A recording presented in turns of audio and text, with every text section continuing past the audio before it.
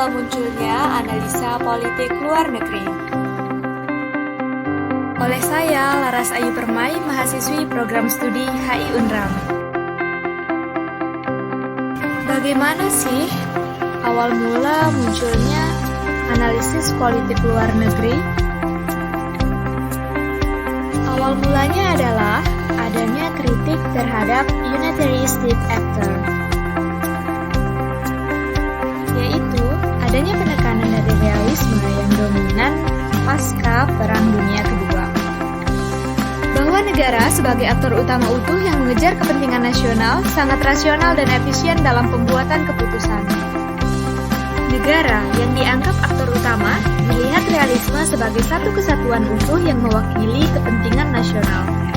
Padahal, pada realitasnya state terdiri dari banyak unsur dan kepuasan politik yang sangat kompleks karena melibatkan banyak aktor.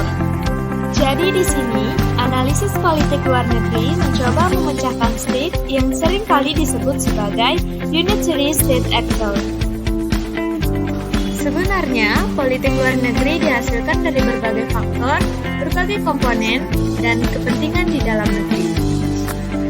Peta kontribusi analisis politik luar negeri adalah memahami keputusan politik luar negeri suatu negara secara utuh, bahwa dalam keputusan tersebut melibatkan para manusia sebagai pembuat keputusan dengan ragam pikiran dan hal-hal lain yang mempengaruhi mereka secara kompleks.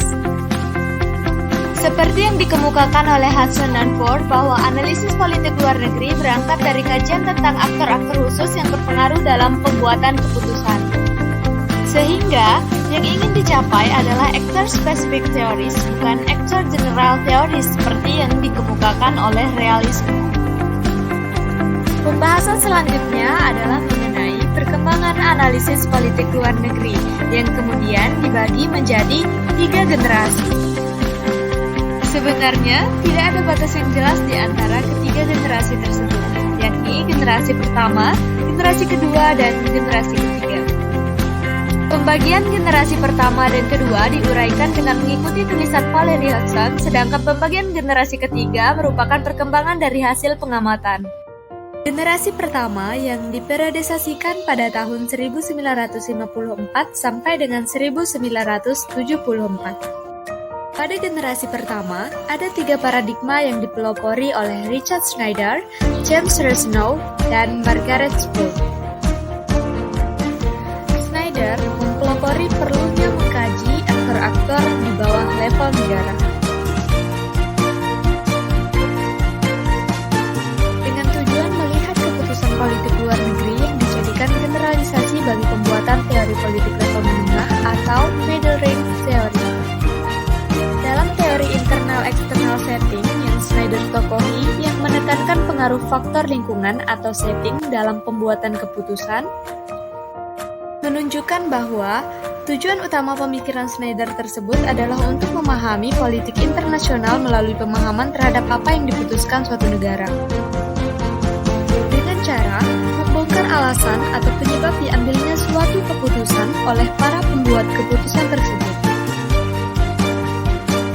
Dan Spurr merupakan sepasang suami istri yang turut menyumbangkan pemikirannya dalam analisa politik luar negeri.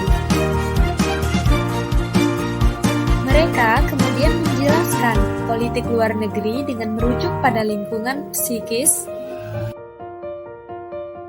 Lingkungan psikis yang dimaksud adalah konteks psikologis, situasional, politik dan sosial dari individu-individu yang terlibat dalam pembuatan keputusan.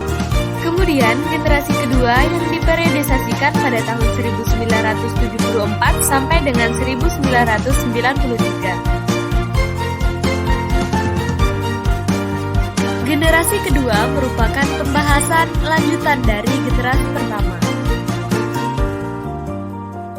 Generasi kedua lebih menekankan pada beberapa konsep. Yang pertama, pembuatan keputusan pada kelompok-kelompok dimulai dari organisasi kecil sampai besar bahkan birokrasi. Kedua, fokus perhatiannya adalah pada proses organisasi dan politik birokrasi dan seberapa jauhkah pengaruhnya terhadap pembuatan keputusan politik luar negeri. Generasi kedua juga berfokus pada perbandingan politik luar negeri yang merupakan respon terhadap Reznor untuk membangun teori politik luar negeri yang lintas batas dan multi-level.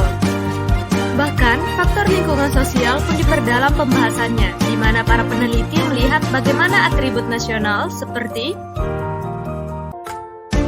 budaya, sejarah, ekonomi, geografi, lembaga politik, kekuatan militer, ideologi, dan demografi juga mempengaruhi analisis politik luar negeri. Tujuan akhir generasi kedua adalah membangun teori politik luar negeri yang dapat diterapkan untuk semua negara dan waktu. Generasi selanjutnya adalah generasi ketiga yang diperiodisasikan pada tahun 1993 sampai sekarang. Pada generasi ketiga, mulai berkembang kemunculan teori-teori kritis dan konstruktivis serta menjadi generasi pelengkap dari kekurangan-kekurangan generasi sebelumnya. Konstruktivis juga meramaikan generasi ketiga ini dengan pendekatan pada peranan ide, kesepakatan, dan fakta sosial di masyarakat. Menurut Paul Williams, setidaknya ada komitmen penting dalam analisis politik kritis dalam pembentukan kebijakan luar negeri non-negara. Yang pertama adalah, politik luar negeri kritis harus empiris tanpa perlu menjadi empirisis. Artinya, analisis harus melihat studi kasus aktual dan mencari bukti-bukti, tapi dalam sebuah komitmen teoritis dan normatif yang eksplisit. Yang kedua, baik struktur maupun agen perlu diperhitungkan dalam analisis. Mengenai masalah struktur dan agen memang merupakan masalah pelik dalam ilmu sosial, sehingga selalu ada dua penggambaran dan cerita dalam analisis. Ketiga, analisis kritis dalam politik luar negeri menolak definisi politik yang sempit dan eksklusif sebagai interplay antar variabel pemerintah saja, melainkan memperhitungkan juga kegiatan NGO, individual dan pengaruh norma-norma, ide-ide dan nilai-nilai transnasional. Yang terakhir, keempat, analisis kritis harus tetap sensitif pada potensi penjelasan kausalitas dan peran konstitutif ide dalam politik luar negeri. Sekian penjelasan materi dalam